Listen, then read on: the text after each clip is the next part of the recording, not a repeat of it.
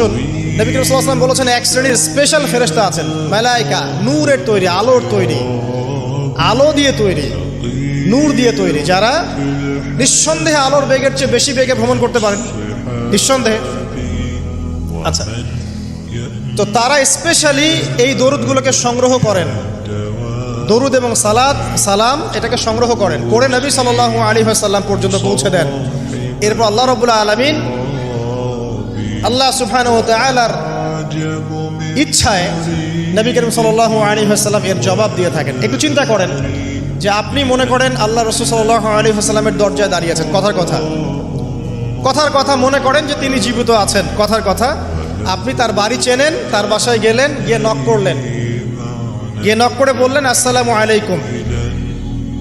এবার নবী সাল্লাল্লাহু আলাইহি ওয়াসাল্লাম ভিতর থেকে আপনাকে বললেন, কথার কথা ধরে নেন যে ওয়ালাইকুম আসসালাম। এর অর্থ কি? ওয়ালাইকুম আসসালাম অর্থ কি? আপনার উপরেও শান্তি বর্ষিত হোক।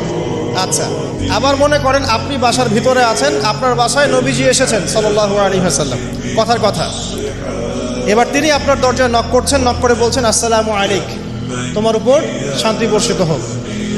তো নবী সাল্লাল্লাহু আলাইহি ওয়াসাল্লামের এই যে দোয়া, তোমার উপরে শান্তি বর্ষিত হোক, এটা যে যত বেশি পাবে তার জীবনটা তত সুন্দর হবে না?